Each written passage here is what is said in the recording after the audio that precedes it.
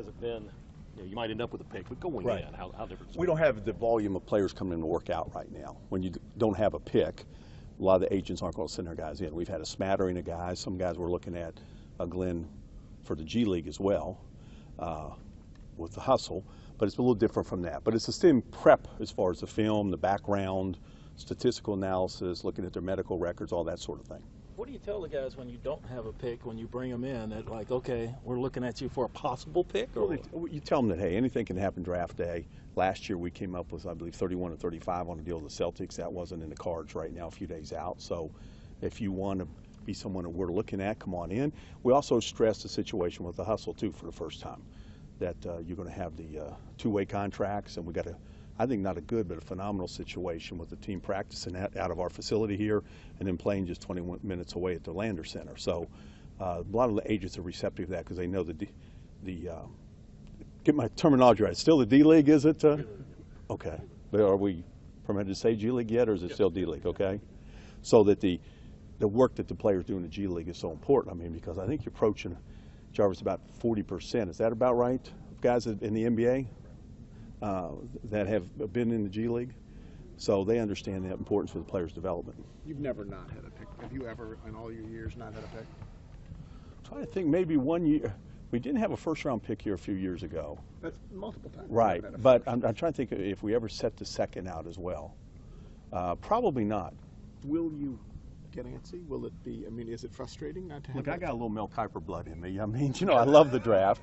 You know, I always say, Jeff, I wouldn't mind having all 60 picks one time, but you have to be reasonable, and you can't get caught up in the thrill of the chase and just jump in the draft and expand assets for the sake of getting in.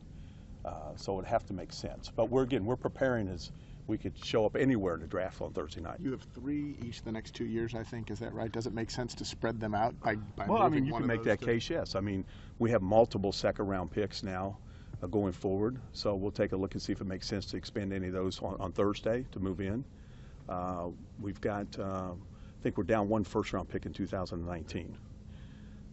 Chris, talk about the scenarios you have to go through with all the free agencies that you have. May lose Tony, may lose may this, may that. How many Well, it's the biggest volume of players we've ever had as far as guys in our rotation with 4 free agents. So there's just all sorts of scenarios to look at and so many things to weigh, Glenn, at this point. Is that stuff that, I mean, you've gone through if we this, spent if a lot that? of time Or on it, and we still got a lot more time to go, yeah. Because free agency is not till July 1. How much of this really just comes down to what happens on draft night, variables that you won't know how they'll play out until they actually Well, as far as free agency is concerned? For this week's draft. I mean, a lot of it, right, is different scenarios that you won't know. But so much of it occurs almost on the clock. Right. I mean, you're teeing up some of these deals in advance, but everybody has their board and what they're trying to do. Some teams might jump out of the draft because they're trying to do some things down the road in free agency. Don't want that rookie salary on their cap. So most of the deals, with the exception of the thing you're hearing about with Philadelphia and Boston, most of these things happen the day of the draft, or if not, while we're in the draft room. Are you like, and if you could address everybody when you answer, are you like vulturing around, like, see, okay, they've got these assets, they might want to drop them and address I don't know if I call it vulturing, but you know, you're poking around, you're doing your due diligence. We talk to all the teams. Teams call us.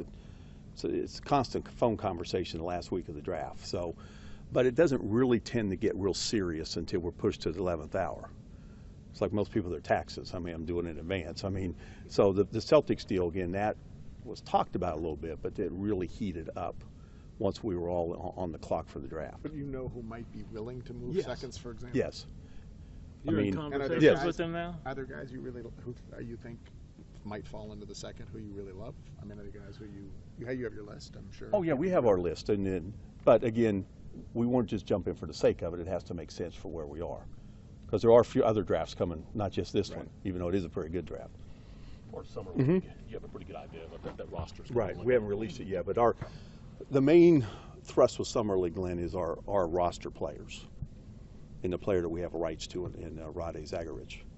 Those 5 guys are the ones that will get the bulk of the playing time, and that's really our purpose for being out there in Las Vegas. For those main guys that people will be familiar with, what are you looking to get out of them in Summer League? Well, obviously they're going to play heavy minutes.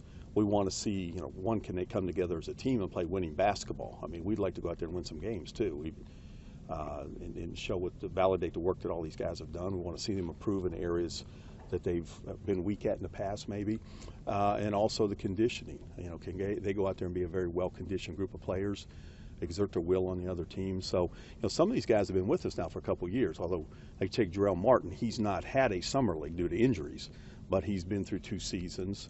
So we're excited to see what our guys can do out there. It's a big year for Jarrell as far as that's concerned. Jarrell's a big year for all of our young players.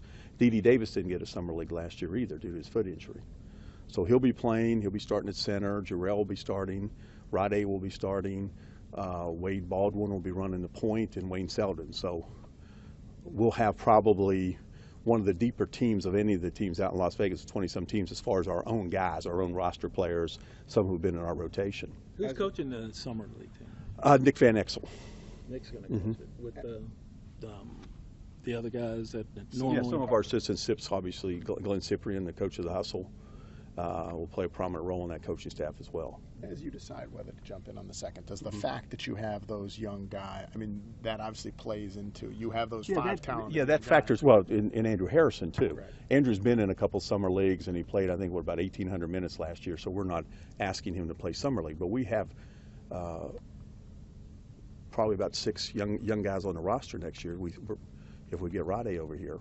So we don't want to end up with a completely developmental team other than with a few veterans. So there is a tipping point where you can't have too many young guys. So we are weighing that accordingly. What are the ifs? What's the caveat with Rade? Is it just a matter of reaching contractual agreement? agreement? It's reaching contractual agreement, yeah, and getting all that worked out, which will be done, hopefully after July 1. Visa, no problem. What's that? Visas, no problem. I don't think so in this case, no. I'm not an immigration attorney, although I have been in the past with some of the countries we've had guys represented from. We haven't seen him in a year, obviously. What would you tell fans about him? About Rade? Yeah. Well, Rade has terrific size for a player that's a versatile perimeter player in the 6'9" range. He's a very long arm. He can play both forward positions. He can just do a little bit of everything, Glenn. He can shoot from the outside. He can drive the basket. He's got great feel for the game, can pass it.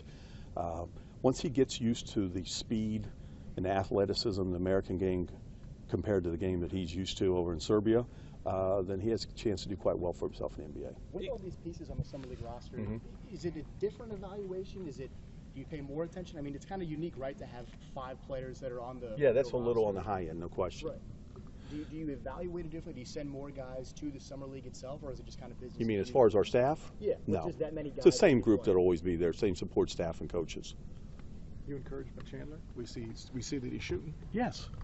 We expect Chandler to be here fully participating in training camp in late September, Jeff, and we're optimistic about this year with him. Physically, he's where he should be, and this should be his first real off season in a few off seasons. He's always been coming back from a knee injury. Last year, free agency, had to wait and see how that unfolds. So, he's doing his rehab and now into his basketball, and so far so good. And it's just purely basketball activities now. It's you always do strength and conditioning. Right.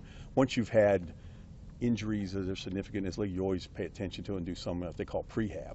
Right. But he's now pretty close to being full steam ahead for basketball. How often are y'all checking in with him, evaluating him? We check in with him constantly. Break down one last time for us about as far as the Summer League roster. How many guys do you think off the Summer League team will go down to South Haven for the Hustle? It's too early to tell. I mean, because the guys from our roster, Jarvis, that are regulars, you're talking about just cameo appearances with the Hustle, are going to be there frequently. Well, it's probably not going to be guys that are in your rotation that are getting regular minutes. They would probably just spot play with your G League team. But you do expect to have some of the guys that are on this Summer League team down in South Haven. Well, I mean, again, it's too early to tell. We don't know what their performances will be like in training camp and preseason. Everything's open. Isn't that what all the coaches tell you? All positions are always open, right? So have to see how they fare this summer and in the fall. But I would imagine some of our young guys will be there on a fairly regular basis. I gather you said you met with Austin Nichols. Was Yes, that just last a week. polite meeting? Or No, we were hoping to have him work out, but he had an issue with his foot. He didn't work out. So I said, come on down, we'll have lunch. And I'd never met him before.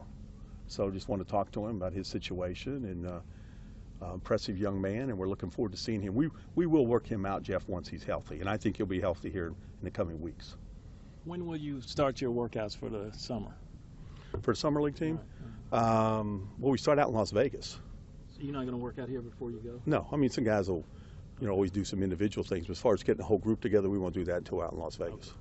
We go out there, was that the 4th? When's our first game, the 8th? Yes. So Thursday night, just wait and see. Yeah, wait and see. I mean, we're preparing as we could, again, be anywhere in the draft. But, we don't control exactly where we could come in at or if we stay on the sidelines. If we stay on the sidelines, that's fine. We've got a number of young players we're excited about, and we've got a bevy of picks in the future. So we're not going to force the hand. Have you identified some maybe second-round guys you say, wow, Yeah, that's... we're also working on guys that might not be drafted. Guys that would be candidates for the hustle or come in summer league, that type of thing. Did you think about not having, and maybe it's not your department, but not having a media event? Like, we're going to come here and get pizza and Coke. I'm so sure. Talk to this young man right here, all right? You guys are having your same. That's above my pay grade, Your right? war room won't look any different. No, You'll show up just like absolutely any right. other day. Same as any year. Will you have the same butterflies that you do any other year? I never have any real butterflies. I mean, let the draft come to you, as a great Stu Inman used to say. You remember him? Yes, I did. First general manager of the Portland Trailblazers. Thank you, Chris.